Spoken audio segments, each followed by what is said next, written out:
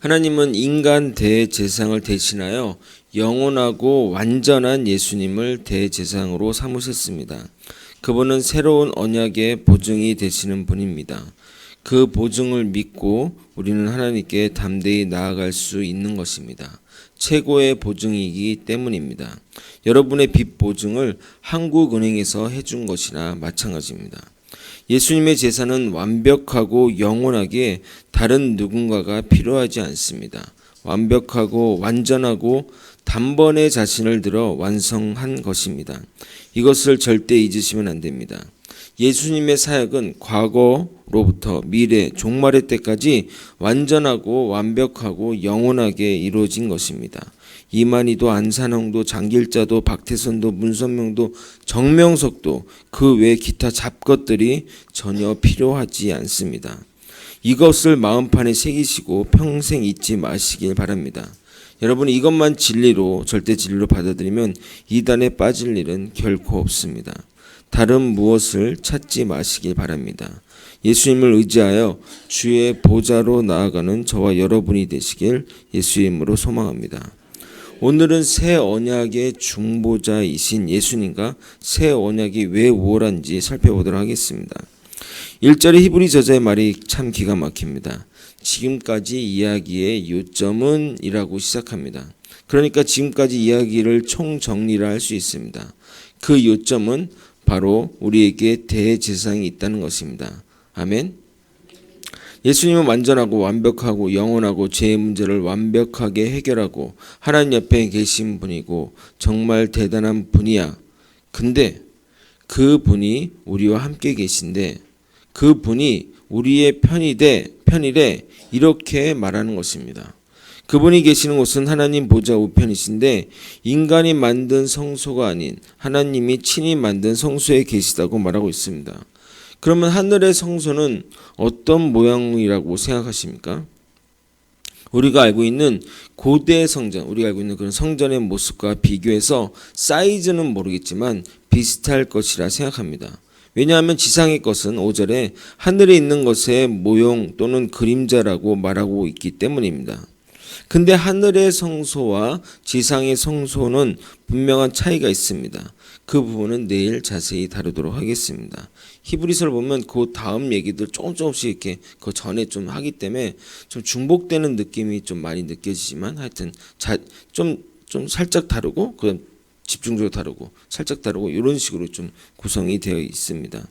히브리 저자는 지상의 성소를 모형과 그림자라는 표현을 사용하고 있는 것은 그 당시의 사고 방식을 반영한 표현입니다.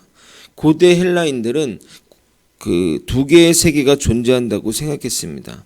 플라톤의 영향인데 하나는 본질의 세계로서 실체, 곧 이데아의 세계고 다른 하나는 이 실체를 반영하는 눈에 보이는 세계로서 허상의 세계입니다. 그래서 우리가 사는 이 세상은 바로 허상의 세계이며 우주 어딘가에 이데아 세계가 있다고 믿었습니다. 그리고 그 세계를 영원 불변하는 실제, 즉 참된 존재로 보았습니다. 모든 만물이 있기 전에 이데아가 먼저 존재하고 이것을 본따서 만들어진 만물은 본래 실제에서 파생된 존재라는 의미입니다. 그래서 히브리 기자는 성소의 비교를 그 당시 잘 알려진 플라톤의 이원론적 사상을 이용하여 매우 효과적으로 설명하고 있는 겁니다.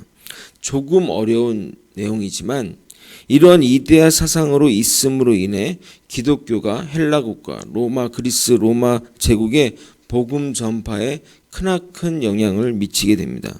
사람들의 일반적인 가치관이 존재한다는 것, 그것도 기독교 세계관과 맞는 가치관을 가지고 있다는 것은 복음 전파에 매우 큰 영향을 미치게 됩니다. 그러나 반대로 동양의 세계관은 윤회의 세계관이고 철저한 인과응보의 세계관이기에 은혜의 종교가 잘 이해되지 않습니다. 사실 기독교를 다니는 분들 중에는 이런 인과응보에 따른 생각으로 기독교를 믿는 분들이 상당합니다. 물론 기독교에도 인과응보적인 세계관이 존재합니다. 그러나 그것은 은혜의 기반 위에 존재하는 것이지 인과응보가 기반이 되지 않습니다. 나중에 이 부분을 또 자세히 다루겠지만 예수님에 의해서 세계 복음이 전파될 즈음에 하나님이 복음 전파에 용이하게 하신 일들이 여러 가지 있습니다. 그 중에 하나가 바로 이데아 사상입니다. 이 부분은 주일 다니엘서 강해와 성경 통독반에서 자세히 다루도록 하겠습니다. 지금 이해 안 돼도 괜찮습니다. 결국 지상에서 하는 것은 실체가 아니게 사람들로 하나님과의 교제에 들어가지 못하는 것이며 본질적 실체이신 그리스도에 의해서만 하나님과의 진정한 교제에 들어감을 말하고 있는 것입니다. 우리가 집을 계약하기 전에 모델하우스를 보고 집을 고르고 선택하는 것처럼 집이 완성이 되면 모델하우스는 철거하고 진짜 집에서 거해야 하는 것처럼 말입니다. 그러므로 진짜 실체인 예수님의 중보사역이 더 좋은 언약의 중보가 되는 겁니다. 6절을 읽어보겠습니다. 그러나 이제 그는 더 아름다운 직분을 얻으셨으니 그는 더 좋은 약속으로 세우신 더 좋은 언약의 중보자시라. 7절부터 마지막 13절까지는 옛 언약에 비해 새 언약이 왜 우월한지 설명하고 있습니다. 최근에 음주 단속법이 변경이 되어 윤창호법이라고 이름으로 명명이 되어 시행되고 있습니다. 여러분과는 별개의 이야기지만 보통 술자리 가게 되면 맥주 반병, 소주 한 잔 반까지는 불어도 안 나온다는 것이 일반적으로 말하는 기준이었습니다. 그래서 차를 가져온 사람들이 이런 식으로 한 잔씩 하게 된 것입니다. 그러다 보니 절제를 못하고 차를 몰고 나가 결국 끔찍한 사고로 연결이 된 것입니다. 지금의 바뀐 법 기준은 한 잔만 마셔도 나온다고 합니다. 그래서 원천적으로 술을 못 먹게 만든 것입니다. 자, 그럼 그 전의 법이 음주 사고를 완벽하게 막았다면 이런 윤창호법이 새로 만들 필요가 있었을까요? 없었겠죠. 지금 7절이 그 얘기를 하는 것입니다. 7절, 저 첫 언약이 무흠하였더라면 둘째 것을 요구할 일이 없었으리려니와. 그리고 이어지는 8절부터 12절은 예레미야 31장 31절 30절 그대로 인용하고 있습니다. 그대로 거의 비슷하게 70인역으로 인용하고 있는데 한번 예레미야서 31장 34절을 한번 찾아보도록 하겠습니다.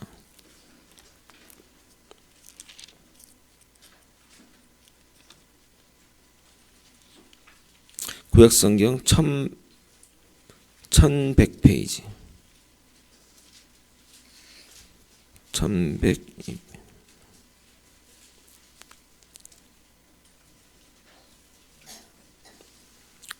자, 번갈아 31절부터 34절을 한번 읽어보도록 하겠습니다. 제가 먼저 읽겠습니다. 예레미야서 31장 31절부터 34절입니다. 이렇게 이런 것들 이렇게 딱 좀 이렇게 표시해 놓고 히브리서 이렇게 연결을 해 놓으면 이제 좀 이해하기 쉬우실 것입니다.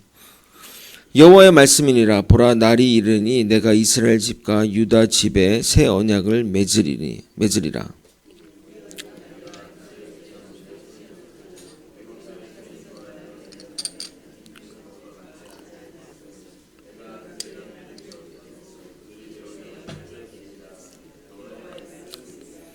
그러나 그날 후에 내가 이스라엘 집과 맺을 언약은 이러하니 곧 내가 나의 법을 그들의 속에 두며 그들의 마음에 기록하여 나는 그들의 하나님이 되고 그들은 내 백성이 될 것이라. 여호와의 말씀이니라.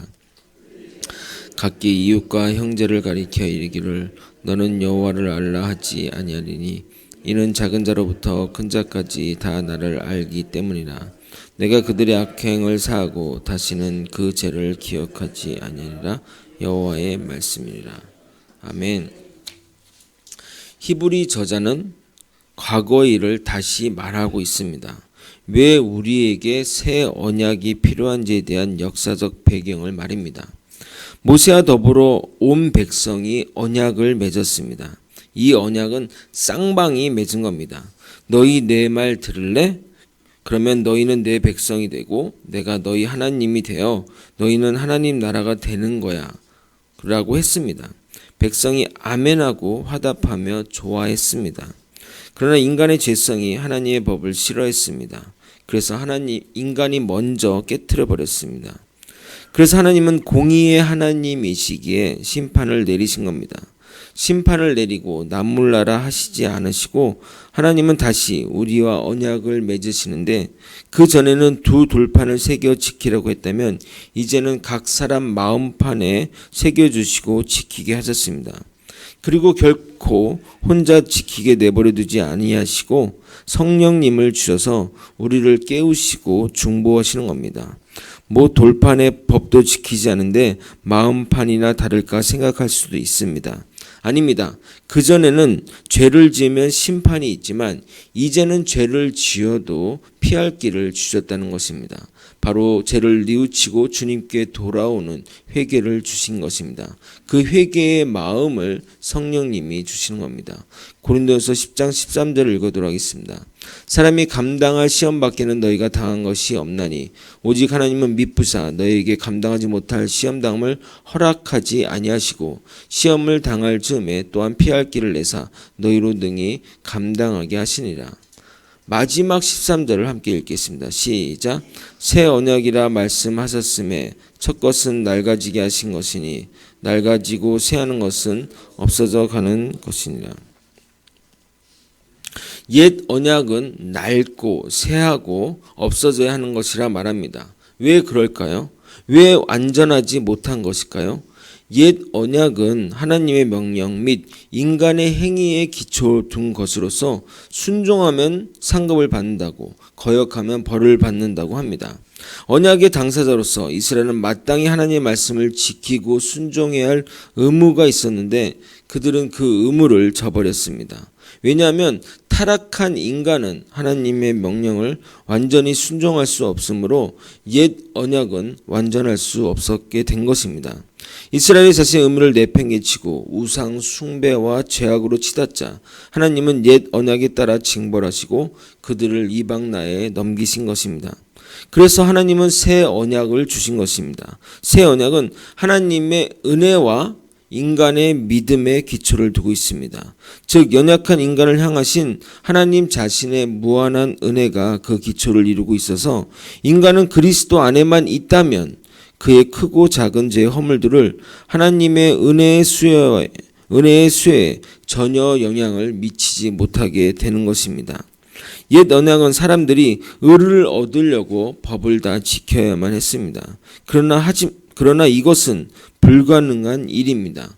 의인은 없나니 하나도 없으며 율법의 행위로 하나님 앞에서 의롭다 하심을 얻을 육체가 하나도 없기 때문입니다. 결국 율법 아래에 있는 사람들은 단 한 사람도 하나님의 의를 얻지 못하게 되는 것입니다. 이에 반해서 새 언약은 사람들을 은혜 아래에 두었으므로 누구든지 의를 얻으려고 하면 예수님을 믿으면 되는 것입니다. 예수를 믿는 사람들은 영원한 의를 얻으며 하나님의 자녀가 되어 일체의 하나님의 약속들에 참여하는 특권을 누리는 것입니다. 말씀을 정리하겠습니다. 우리에게 대제사장이신 예수님이 계십니다. 그분이 있는 곳을 하늘에 있는 진짜 성소에 계십니다. 지상에 있는 성소는 다 진짜의 모형이고 그림자일 뿐입니다. 하나님은 예수님을 새 언약의 중보자로 세우셨습니다. 옛 언약을 우리 쪽에서 실패했기에 하나님이 우리에게 새 언약을 주셨습니다. 새 언약은 하나님의 은혜와 우리의 믿음으로 이루어지게 됩니다. 즉 우리의 노력도 있어야 한다는 것입니다. 그 전에는 언약을 돌판에 새겼다면 새 언약은 마음판에 새겨 우리가 여호와의 율법을 즐거이 지키게 하셨습니다. 그러다 죄를 지으면 성령님이 역사하셔서 우리가 회개함으로 주님께 다시 나아가도록 하게 만드신 겁니다. 결국 우리는 이러한 회개와 순종을 반복을 통해 주님께 나아가게 되는 겁니다. 새 언약의 중보자 대신 주님 바라보면 결코 실패할 수 없는 주님의 은혜에 따라 믿음으로 나아가는 저와 여러분이 되시길 예수님의 이름으로 소망합니다. 아멘. 기도하시겠습니다. 주님의 은혜와 또 우리의 믿음이 결합하여 하나님의 은혜 안에 살아가는 새 언약의 세계에 살아가는 우리가 되게 하여 주시옵소서. 하나님은 결코 우리를 포기하지 않으시고 하나님의 그 이끄시는 하나님 나라로 우리를 이끌어 가실 것입니다. 그러기에 우리는 믿음 안에 거하며 주님 안에 거하며 주님 바라보며 나아가면 되는 것입니다. 믿음의 안에서 하나님의 은혜 안에서 하루하루 살아갈 수 있도록 이끌어 주시고 인도하여 주시옵소서. 새 언약에 따라 사는 것이 참된 복임을 깨닫고 주님 말씀 안에 주님이 명령하신 그 명령 따라 하루하루 살아가게 이끌어 주시옵소서. 사랑이 많으신 예수 그리스도의 이름으로 기도드리옵나이다. 아멘.